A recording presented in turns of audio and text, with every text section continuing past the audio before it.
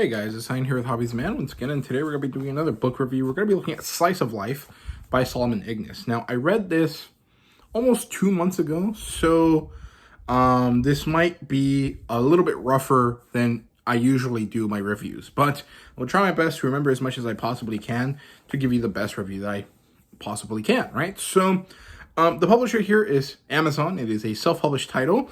Ignis is an up-and-coming self-published author. He mostly focuses on haremlit stuff. And if you're a fan of muscle girls, you'll probably like the stuff he writes because he always manages to include at least one of them. And he also includes usually a goblin girl. So if you're a fan of muscle girls and you're a fan of goblins, you'll like his stuff. So I recommend that you check it out. So yeah, the demographic here is definitely 18 plus. This is an adult title. It's kind of really raunchy, and it's not going to be something that I recommend for people younger than 18 to read, right? So yeah, in terms of genre here, we have isekai and, general fantasy. And it does not have an adaptation, although this would be a hilarious webcomic or something like I would prefer it to be like a published comic, but like a physically published comic, but it's pretty unlikely that that will happen. However, this would be a great webcomic that you can read on his Patreon or something. I think he should really get someone to work on it to help him with this. So yeah, and ratings wise, this is a 4.5 out of 5. I had one small issue that I think is pretty important because to me it felt like a writing issue. So I will mention that later on. The premise here is that there's this guy, his name is Jake, and he has magic hands, and these hands actually help him make badass pizza. And so he makes such good pizza, and he gets in trouble at the pizzeria that he works at because it's a mafia owned kind of business, and he ends up getting isekai'd to save a world with his magical pizza. And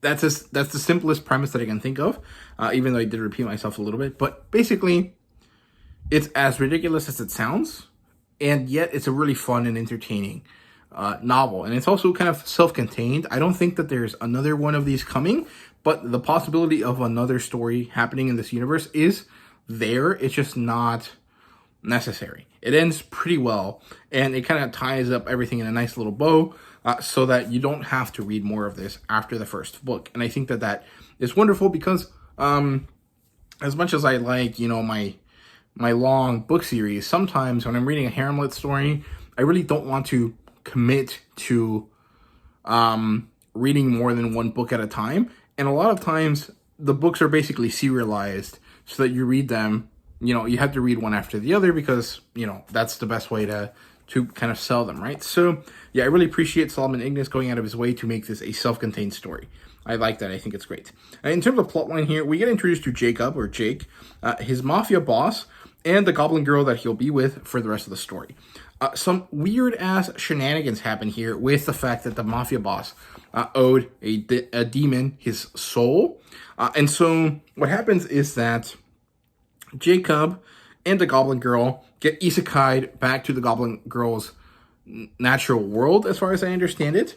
And so Nim, the goblin girl, and Jake get on to save this world with pizza. The story actually starts after they get isekai'd. They immediately have relations, if we want to keep it kind of sanitized here. And to me, that's one of the slight issues with this book. The action happens like the 18 plus type of action happens a bit too quickly for my tastes. And I understand that it kind of goes well with the satirical kind of like over the top, this is going to be weird and funny kind of like vibe of the story. But to me, it feels kind of like weak, as in like it's not, how do I word this? It's being done so that you stay hooked without it actually being because it's meaningful to the story at this point, if that makes sense. I think it does, so I'll leave it at that. And I don't necessarily appreciate that all that much. But it works, and it happens because of the pizza. And then they go see the queen of this magical country, and they meet this girl called Brizalia, which I'm guessing is a play on Brizola, like the basically beef pepperoni, I guess. And Nodius, who is the villain character. And then we get to see the development of this pizza joint that Jacob develops in this little town. And actually, that's why I read this book, because it's focusing on food. It's basically a foodie type light novel, but in like the American haremlit style. So I think that that's wonderful. This is a avenue that I have been seeing people kind of get into, but one that I have not really been able to explore much. However, Solomon Ignis gave me this book, and I really appreciate it. I think it's a great novel. I really enjoy all of the business and cooking kind of related things that go into the main plot line of this book, which is Jacob and Nim and some other characters developing this pizza joint so that they can eventually gain enough clout so that the queen can eat some of this pizza, and so that everyone can share this pizza, and they can avoid the issues of this this world crumbling, right, and dying. So,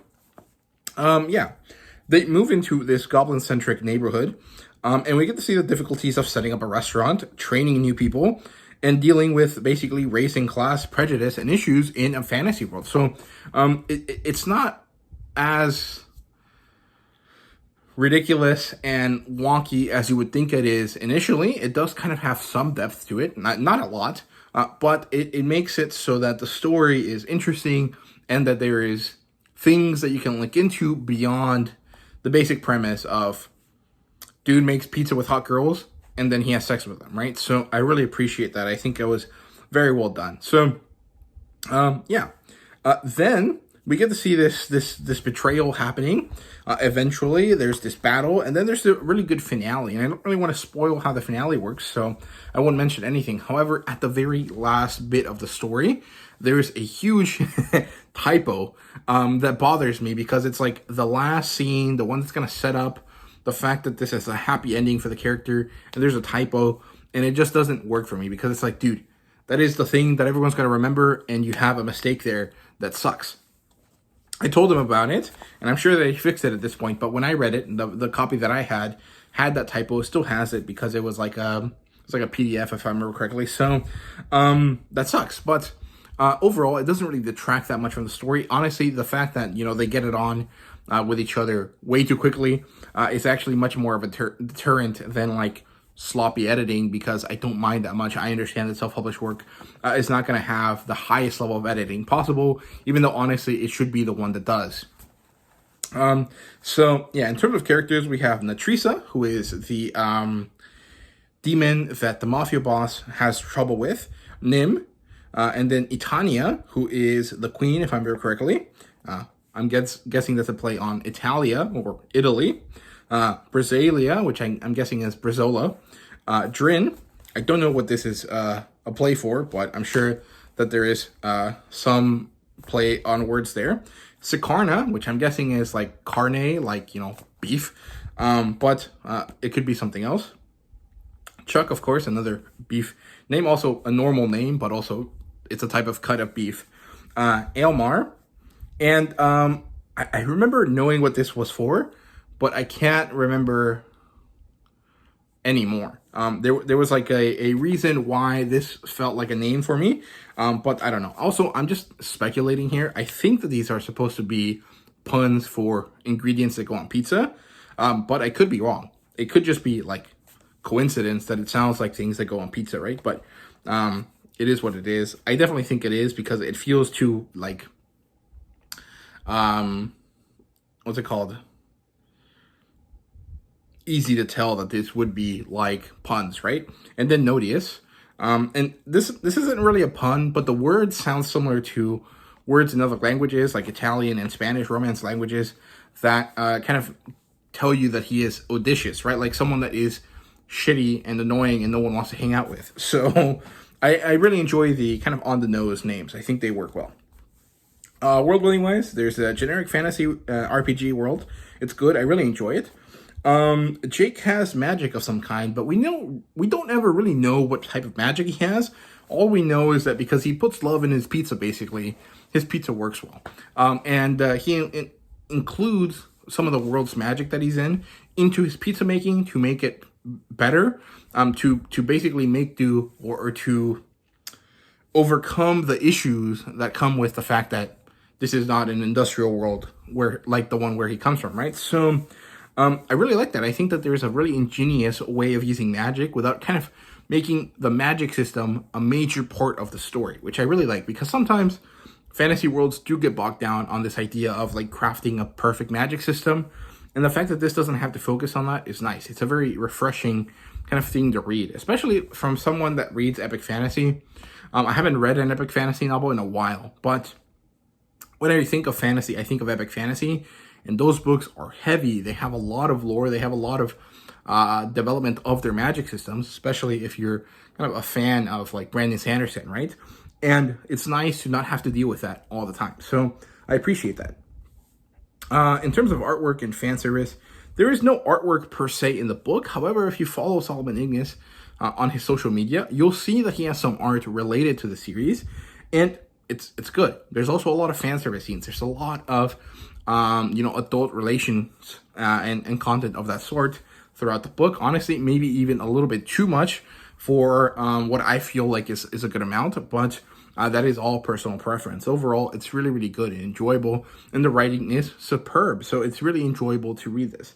Ratings-wise, 4.5 out of 5. Like I said, the only major issue, which I think is a basically, it feels like to me that Solomon didn't trust his writing enough to allow the reader to basically be patient and wait for the right moment to have that relationship develop between Nim and Jake. And so he decided to make it to occur faster, by kind of using this like ploy with the pizza, in order to turn it into an aphrodisiac, so that, Nim and Jake want to go at it with each other, in order to hook the reader, because he didn't trust that his reader would be interested in his story. Now, on one hand, I respect that and I understand that, because he is a self-published writer. He doesn't have the trust of people that he's, that are buying his book. So I understand that. But on the other hand, I feel like his writing is strong enough and dynamic enough that he could have waited. He could have let the reader be patient, and it would have been a much better payoff. It would have been a much better scene had he waited for a later moment, right? But also at the same time, maybe the story wasn't lending itself to creating a nice development into a nice scene, and so he just decided to put it where it fit best, and that might be it. I don't know, right? I didn't ask him about this, so I don't have like insider knowledge. I'm just kind of speculating based on how the writing felt to me, right? So yeah, overall, so much fun. If you guys like food manga and food light novels and stuff like that, you'll definitely enjoy this book. So yeah, thank you guys so much for watching, and see you guys later.